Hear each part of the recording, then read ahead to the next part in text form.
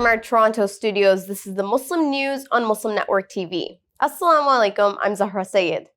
Our top story tonight. The Los Angeles City Council is considering allocating public funds to a group staffed by former Israeli soldiers, amongst others. According to the Washington Post, as of February, approximately 23,380 American citizens are currently serving in the Israeli army. 10,000 of them joined the fight after October 7th. Jewish Voice for Peace is opposing the move, arguing that funding such groups may heighten tensions rather than enhance safety. Critics question whether funding armed groups with hardline stances is the best approach to community safety. Israeli Prime Minister Benjamin Netanyahu landed in the United States on Monday, coinciding with President Joe Biden's withdrawal from the 2024 presidential race.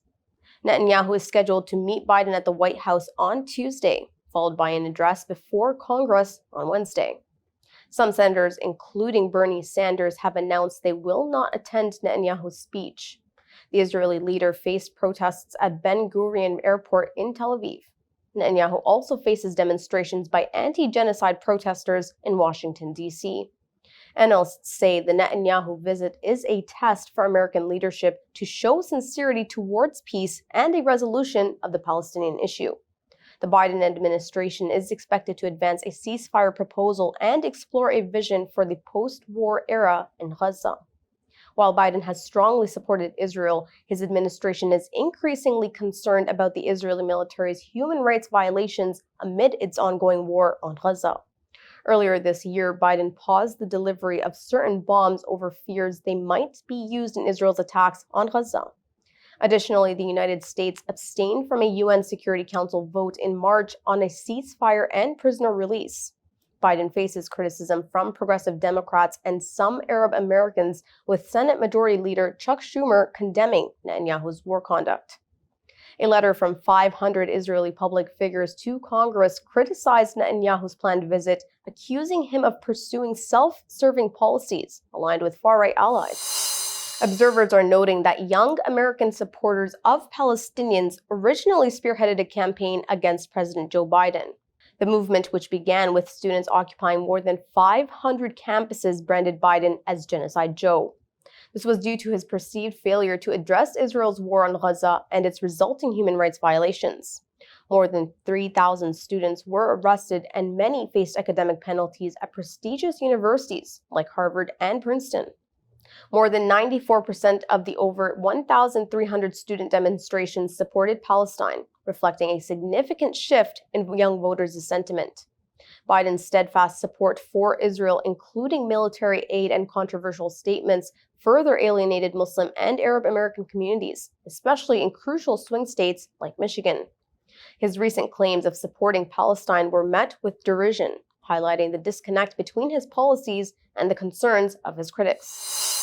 Although Vice President Kamala Harris is closely connected to the U.S. Jewish community through her husband, Doug Emhoff, she has taken a strong stance against Israel's war on Gaza. Harris has been seen as the bad cop in the Biden administration's approach to Israel. Harris, who has previously called for a ceasefire and increased aid to Gaza, is seen as a potential ally for Palestinian rights by some.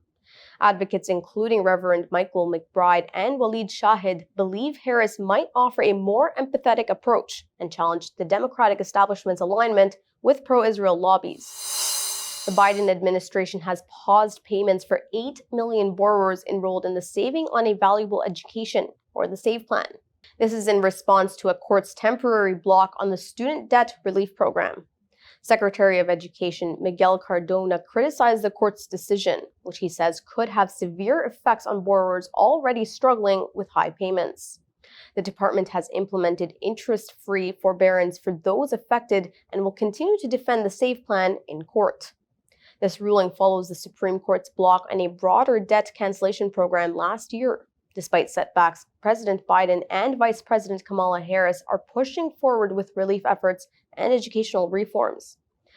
Advocacy groups like the Student Borrower Protection Center and the American Federation of Teachers have praised the pause, but urge further action to relieve all borrowers. Congress considers major online safety bill for kids. Details come after the break. Stay tuned and we'll be right back.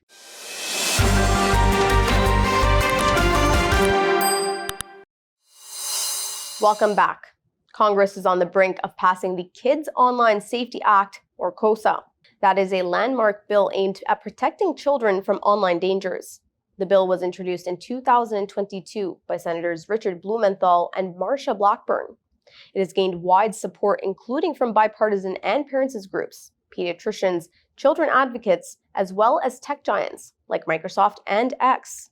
KOSA would impose a duty of care on online platforms to prevent harm to minors. That includes risks from bullying, substance abuse, and sexual exploitation. The bill mandates safer default settings, limits on addictive features, and options for privacy protection. Despite revisions addressing First Amendment concerns, some free speech advocates and critics, including Senator Rand Paul, argue that it could lead to excessive censorship and restrict access to important information. With 68 Senate co-sponsors, the bill could pass if brought to a vote, pending further discussion and support from Senate Majority Leader Chuck Schumer. An ex-Marine has been sentenced to nearly 5 years in prison for his role in the January 6, 2021 attack on the U.S. Capitol. The U.S. District Court in Washington also imposed a $22,000 fine and 36 months of supervised release on Tyler Dykes. Dykes was convicted for assaulting police officers. He was also found to have displayed a Nazi salute during the riot, a claim he denies, but that is supported by video evidence. Prosecutors recommend a 5-year, 3-month term, citing Dykes' involvement in violent acts and his past participation in extremist events. That includes the 2017 white supremacist rally in Charlottesville, Virginia, that led to violence, killing a woman protester. Defense lawyers had argued for a 2-year sentence for Dykes, highlighting his remorse and apology. Previously, Dykes had pleaded guilty to charges of assaulting police and using a riot shield as a weapon. Over 1,400 individuals have been charged in connection with the Capitol riot, with investigations ongoing. The polio virus has been detected in wastewater across 6 locations in Gaza, sparking fears of an outbreak. The World Health Organization and local health ministries confirmed the presence of vaccine-derived poliovirus type 2 in sewage samples from Khan Yunis and Deir el-Balah. Despite no current cases, the discovery has raised alarm about a potential health crisis. Gaza's health system already is strained, with fuel shortages hampering waste and wastewater management. Pediatrician Tanya Haj Hassan warns the situation could be catastrophic if the virus spreads, particularly amongst healthcare workers, as Gaza's medical infrastructure is severely compromised. Conditions in Gaza are ripe for disease transmission due to poor sanitation, limited medical supplies, and Israel's ongoing war that has killed medical staff and bombed hospitals. The WHO is collaborating with UN agencies to assess the situation and plan a vaccination campaign, but challenges persist due to the damaged healthcare system. Dalia Shendelin, a Tel Aviv-based political analyst, called news of the presence of poliovirus absolutely shocking and stunning. Gaza has been polio-free for 25 years, and 95% of the population was vaccinated against the disease as of 2022, according to the WHO. Palestinians gathered in the city of Ramallah in the occupied West Bank on Sunday to protest Israeli detentions. Carrying photos of civilians jailed by Israel, protesters chanted slogans and demanded the release of the prisoners. Since October 7th, Israeli forces have detained over 9,720 Palestinians, including 675 children in the occupied West Bank, the rights group said. More than 7,500 Palestinians have been held in Israeli administrative detention, and at least 18 Palestinian prisoners have died.